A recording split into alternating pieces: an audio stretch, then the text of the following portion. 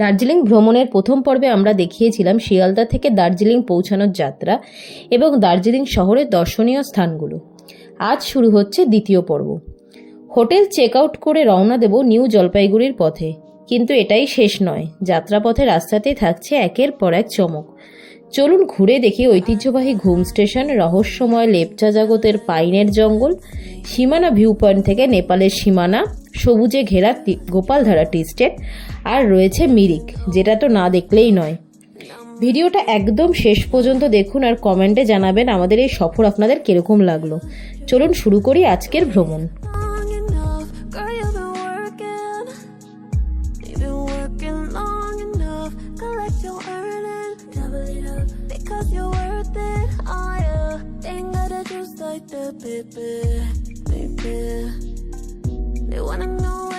তৃতীয় দিনে সকালবেলা তাড়াতাড়ি ব্রেকফাস্ট করে আমরা আজকে হোটেল চেক আউট করে বেরিয়ে যাব এনজিপির জন্য। পথে যেতে যেতে যে ভিজিটিং পয়েন্টগুলো পড়বে সেগুলো আজকে আপনাদের সাথে শেয়ার করব।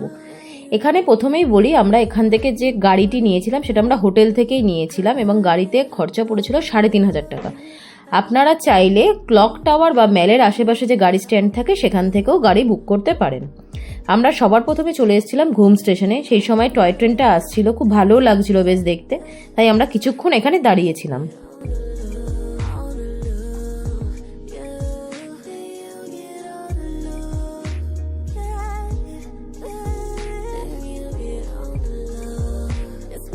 এরপর এখান থেকে বেরিয়ে আমরা প্রকৃতির শোভা দেখতে দেখতে চলে যাব আমাদের পরের ডেস্টিনেশন লেপচা জগৎ।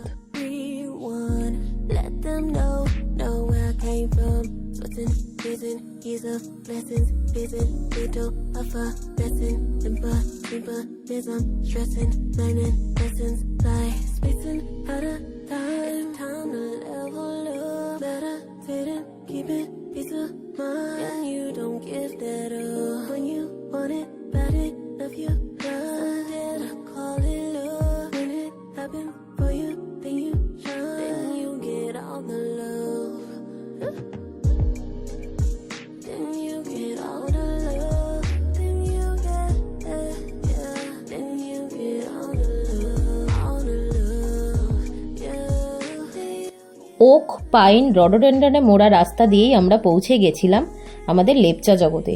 দার্জিলিং থেকে মাত্র 90 কিলোমিটার দূরেই রয়েছে এই লেপচা জগৎ। অফবিট লাভারদের জন্য এটি একদম বেস্ট জায়গা। দার্জিলিং ভ্রমণের দিন সংখ্যা যদি কোনোভাবে একদিন বাড়াতে পারেন তাহলে এখানে একটা রাত কাটিয়ে যেতেই পারেন। আশা করি আপনাদের ভালো লাগবে। থাকার ঠিকানা বলতে West Bengal forest development corporation লিমিটেডের রিসর্টটি সবচেয়ে জনপ্রিয়। তার জন্য অবশ্য আগে থেকে এখানে বুকিং করতে হয়। এছাড়াও আরও অনেক হোমস্টে এখানে আপনারা পেয়ে যাবেন। আমি ডেসক্রিপশন বক্সে কিছু হোমস্টের নাম আর ফোন নাম্বার দিয়ে দেবো, যাতে আপনাদের সুবিধা হয়।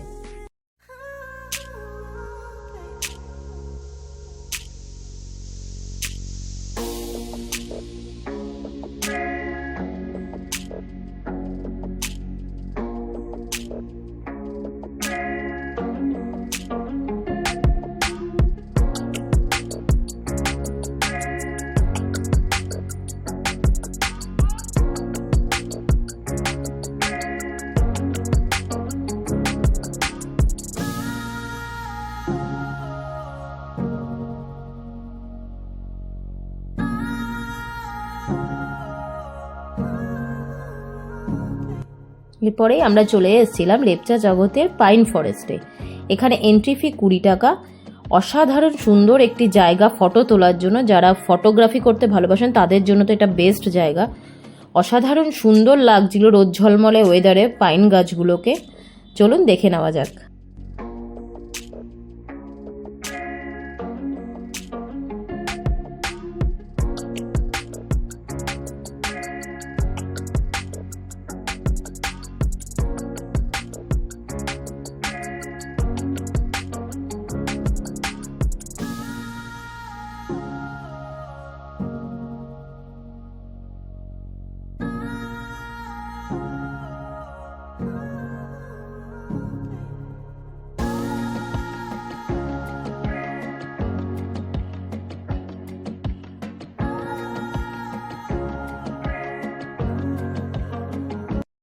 এরপর এখান থেকে বেরিয়ে আমরা চলে যাব আমাদের নেক্সট ভিউ পয়েন্ট সীমানা ভিউ পয়েন্টে। যদি কপাল ভালো থাকে আপনারা এখান থেকে কাঞ্চনজঙ্ঘাকে খুব সুন্দরভাবে দেখতে পারবেন।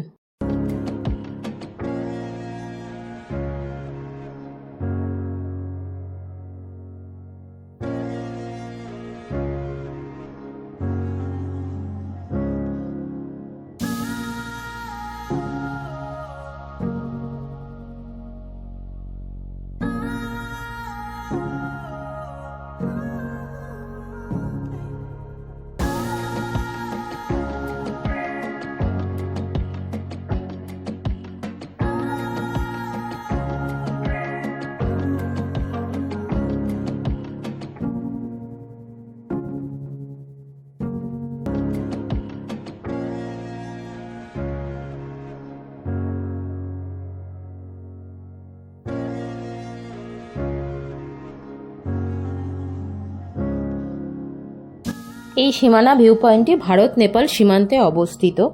এখান থেকে কাঞ্চনজঙ্ঘাকে খুব সুন্দরভাবে দেখা যায় যদি ওয়েদার ভালো থাকে। যেহেতু ওয়েদার ভালো ছিল না তাই আমরা ভালোভাবে দেখতেও পাইনি। সীমানা ভিউ পয়েন্ট তার শান্ত সবুজ প্রাকৃতিক দৃশ্যের জন্য বিখ্যাত। এখানে কোনো প্রবেশ মূল্য নেই, তাই যতক্ষণ ইচ্ছা আপনারা চাইলে এখানে সময় কাটাতে পারেন। এখানে বেশ কিছু খাবারের দোকান রয়েছে, এখানকার যে স্থানীয় খাবারগুলো আপনারা এখানে পেয়ে যাবেন। আর রয়েছে কিছু দোকানও, ছোটোখাটো একটা বাজার মতো এখানে বসেছে। তো দেখতেই পাচ্ছেন যে ওয়েদার যেহেতু খারাপ ছিল সেই জন্য কাঞ্চনজঙ্ঘাকে ভালো করে দেখা যায়নি।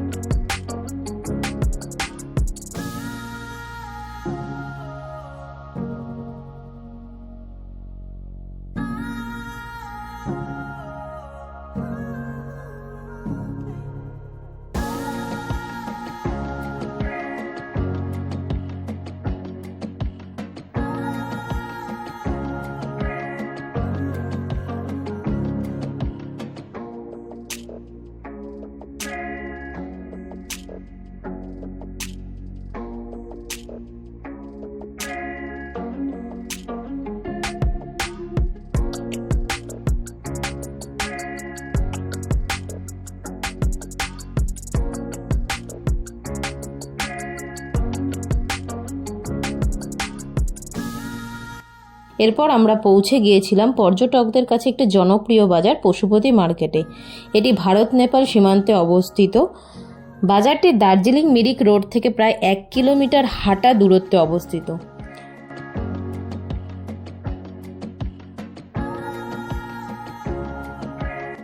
যেহেতু এটি নেপাল এলাকার মধ্যে পড়ে তাই যদি আপনারা সীমান্ত পার হয়ে দোকানগুলোতে যেতে চান তাহলে চেকপোস্টে ছবি সহ পরিচয়পত্র দেখাতে হবে এবং রেজিস্টারে আপনাদের সমস্ত রকম তথ্য দিতে হবে।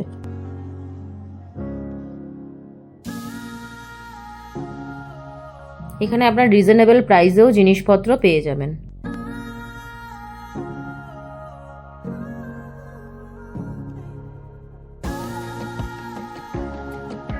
যেহেতু হাঁটা পথে পাহাড়ি রাস্তায় হাঁটাটা অনেক কষ্টের ব্যাপার, তার জন্য এখান থেকে আপনারা চাইলে গাড়িও বুক করে নিতে পারেন।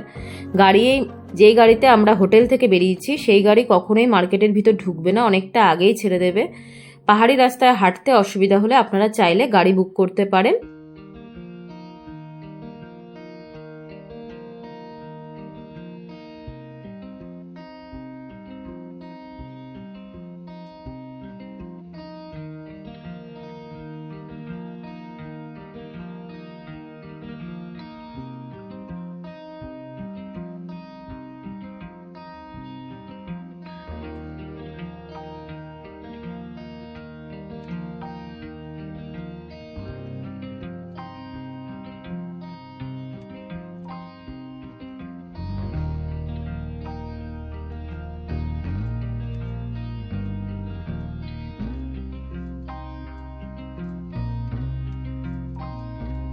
কেনাকাটা করার জন্য একটি সুন্দর জায়গা এটি, কিন্তু অবশ্যই দরদাম করে কিনতে হবে।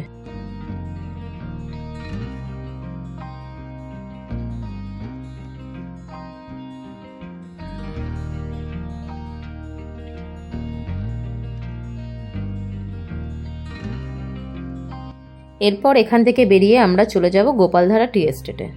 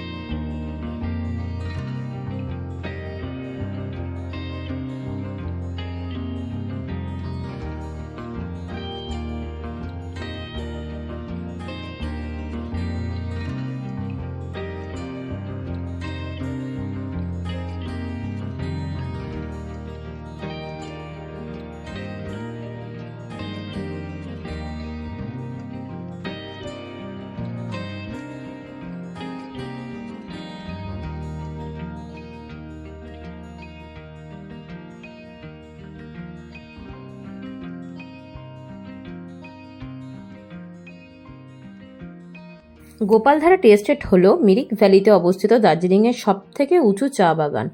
প্রায় 300 হেক্টর জায়গা নিয়ে রয়েছে এই চা বাগানটি। এখানে চাইলে আপনারা চা বাগানের ভিতরে ঢুকে ফটোও তুলতে পারবেন। আর সামনেই বসে আছে এখানে কিছু স্থানীয় বাসিন্দারা, যারা এখানে চা পাতা বিক্রি করছে। আপনারা এখান থেকে চাইলে চা পাতাও কিনতে পারেন।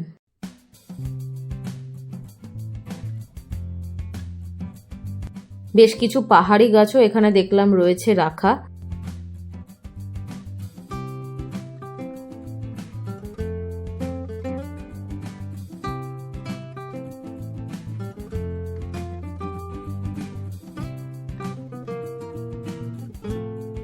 এখানে সমস্ত রকম চাই আপনারা পেয়ে যাবেন।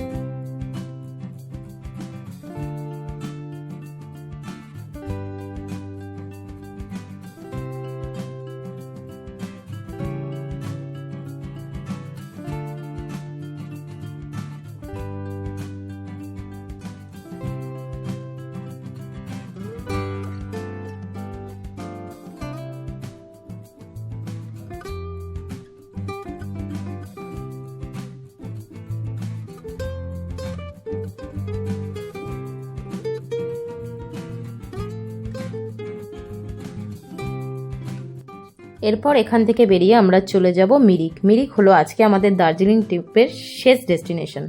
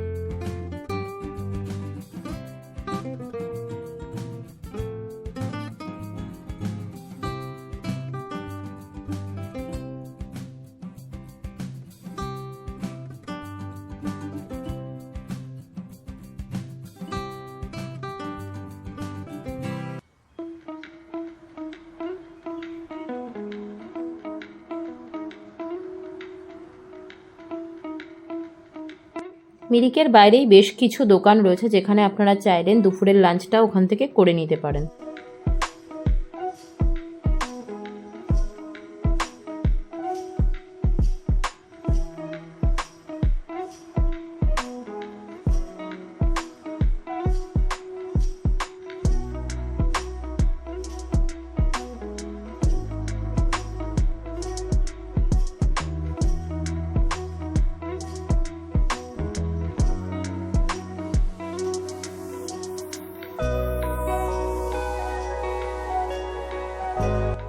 মিরিকের প্রধান আকর্ষণ হলো সুমেন্দু হ্রদ, যার এক পাশে একটি বাগান রয়েছে আর অন্য পাশে রয়েছে পাইন গাছের ঘন বন। হ্রদটি একটি খিলানযুক্ত ফুটব্রিজ দ্বারা সংযুক্ত করা রয়েছে। এখানে চাইলে আপনারা ঘোড়ায় চড়ার আনন্দ উপভোগ করতে পারবেন। তাছাড়াও এখানে বোট রাইড, ট্রেকিং আর প্যারাগ্লাইডিংয়ের ব্যবস্থাও এখানে রয়েছে।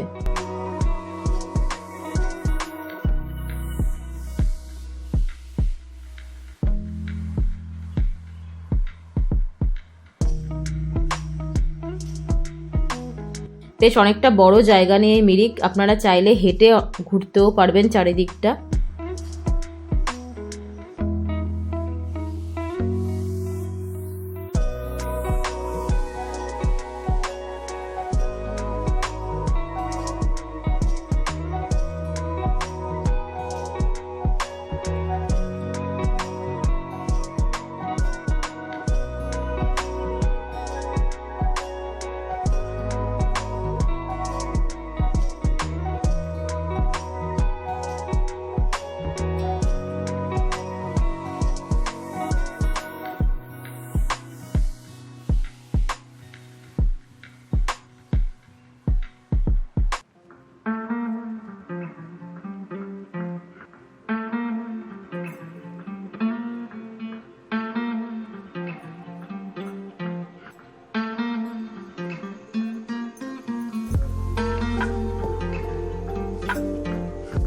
এখানে বাইরের যে ধাবাগুলো রয়েছে, রেস্টুরেন্টগুলো রয়েছে, এখান থেকেই আমরা সেদিনের লাঞ্চ সেরে আমরা বেরিয়ে পড়েছিলাম এনজিপির জন্য।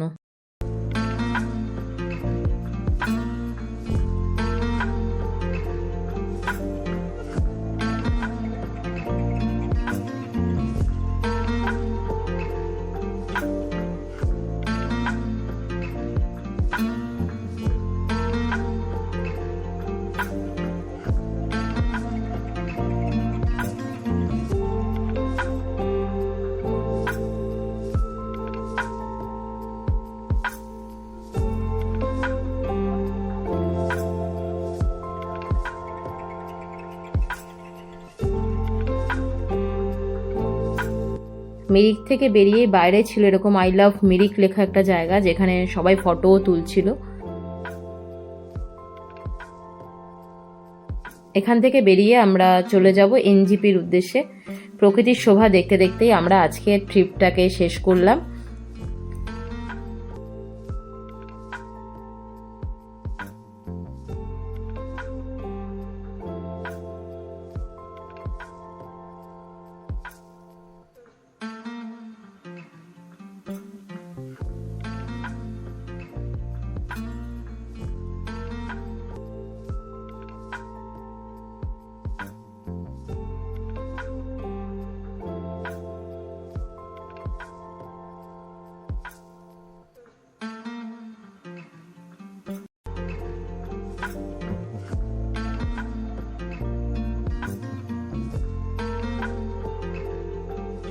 এনজিপি স্টেশনে আমরা অনেক তাড়াতাড়ি চলে এসেছিলাম।